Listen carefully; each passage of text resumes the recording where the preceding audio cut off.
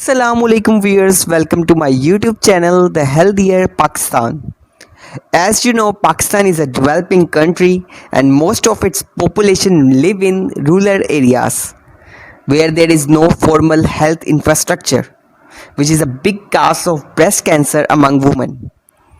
The chances of breast cancer at the age of 40 becomes higher in women. Breast cancer is a disease where the breast grow out of control or breast cancer cells grow abnormally.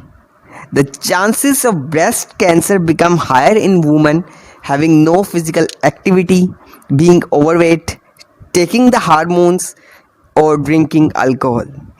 Some of the symptoms of the breast cancer are as follows: forming of new lump around the breast, thickening or swelling the part of the breast, redness or flaky skin around the breast, nipple discharge other than breast milk.